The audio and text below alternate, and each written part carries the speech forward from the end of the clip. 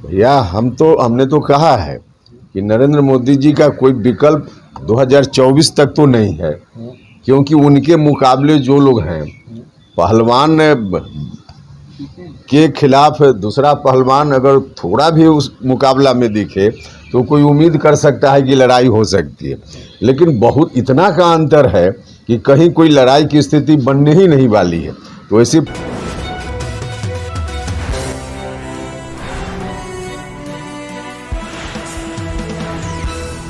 लगभग 2 दर्जन से ज्यादा पार्टियां आएंगी। देखिए, अब अलग बात है, अब तो चुनाव की तैयारी के हिसाब से सभी दल के लोग सोच रहे हैं, तो अपनी अपनी किलेबंदी की कोशिश है, तो उसमें विपक्ष के लोग कर रहे हैं, लेकिन विपक्ष की स्थिति अब दिखावे के लिए भले लोग कोशिश में हैं कि एकता की बात दिखे, लेकिन सच में आपस में जिस तरह से मीटिंग करते हैं और मीटिंग के बाद बाहर जाकर बोलते हैं एक दूसरे के खिलाफ, तो इससे तो सीधा सीधा है कि सब लोगों के मन में, जो भी विपक्ष के लोग हैं, सिर्फ सत्ता की कुर्सी दिख रही है, मोदी हटाओ, इसके अलावा कोई उनका एजेंडा तो है नहीं।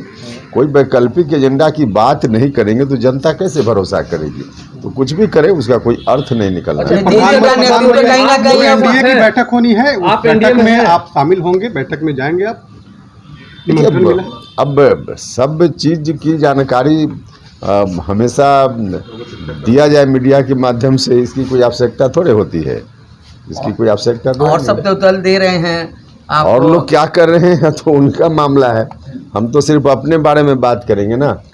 तो सब बात मीडिया से शेयर की जरूरत तो है नहीं। अमित शाह से मुलाकात हुई थी, उसके बाद शामिल हो रहे हैं में ही जाएंगे, तो तय है नहीं, अब शामिल हो रहे हैं कि नहीं हो रहे, यही तो हमने कहा कि अब आपके हर सवाल का जवाब या फिर हम क्या करने वाले हैं नहीं करने वाले हैं, इसका खुलासा हमेशा समय से पहले किया जाए, इसकी कोई आवश्यकता तो है नहीं। अच्छा सर, एक छोटा सवाल है, देश में 2 विचारधारा है, एक है मोदी लाओ, एक है मोदी हटाओ।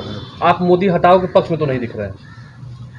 भैया हमने तो कहा है कि नरेंद्र मोदी जी का कोई विकल्प 2024 तक तो नहीं है, क्योंकि उनके मुकाबले जो लोग हैं, पहलवान के खिलाफ दूसरा पहलवान अगर थोड़ा भी उस मुकाबला में दिखे तो कोई उम्मीद कर सकता है कि लड़ाई हो सकती है, लेकिन बहुत इतना का अंतर है कि कहीं कोई लड़ाई की स्थिति बनने ही नहीं वाली है। तो ऐसी परिस्थिति में चैलेंज जब नहीं है मोदी जी के समक्ष, तो यह बात तो हम बार बार बोल रहे हैं। ये बताइए कि राहुल गांधी और नीतीश कुमार किसी में वो दम नहीं है जो नरेंद्र मोदी में है?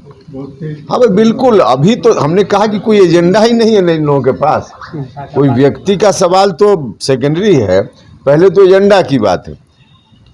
मोदी जी का जो एजेंडा है उसकी कोई आलोचना करे या प्रशंसा करे है विषय, लेकिन इन लोगों के पास तो कोई एजेंडा ही नहीं न है। जनता के सामने जब तक वैकल्पिक एजेंडा, ठोस एजेंडा लेकर कोई विपक्ष बात न करे तो फिर कहां से उस पर जनता का ध्यान ही नहीं जाएगा और चुनाव में कोई इशू ही नहीं बनता। टक्कर में कोई दूर तक नहीं दिख रहा है। बिल्कुल, हमने कहा ना कि 2024 में कोई चुनौती नहीं है। बीजेपी के नेता की जिस तरह से लाठीचार्ज में मौत हो गई, लगातार सरकार जो है लगातार करेगी, जांच हो रही है, लेकिन बीजेपी के लोग कह रहे हैं कि न्यायिक जांच हो, दूध का दूध पानी का पानी हो जाए। क्या आपको लगता है कि देखिए, निश्चित रूप से अगर प्रभावित पक्ष को भरोसा नहीं है किसी जांच एजेंसी के ऊपर, तो उस पर ध्यान जरूर दिया जाना चाहिए। देखिए, न्याय सिर्फ हो ही नहीं, न्याय होता हुआ भी दिखे, यह भी आवश्यक होता है, क्योंकि लोगों का भरोसा होगा तभी तो न्याय की व्यवस्था ठीक से चल पाएगी। तो इसलिए अगर संबंधित पक्ष को लगता है कि इससे न्याय नहीं मिलना है, तो जो लोग चाहते हैं उसके आधार पर सरकार को ध्यान दे करके और निष्पक्षता के साथ जांच हो जाए, जनता के बीच आ जाए, इसकी आवश्यकता है। लगता है सर, इस तरह की एक सवाल है मेरा, एक सवाल लेने दो भाई। एक सवाल है कि नीतीश कुमार को संयोजक बनाने की बात हो रही थी, लेकिन अब सोनिया गांधी की एंट्री हो गई है। अब तमाम दल कह रहे हैं कि सोनिया के नेतृत्व में होना चाहिए, तो नीतीश जी का क्या होगा? देखिए, आप ही लोग खबर फैला देते हैं। उस तो पहली बैठक में ही लालू जी ने ही स्पष्ट कर दिया।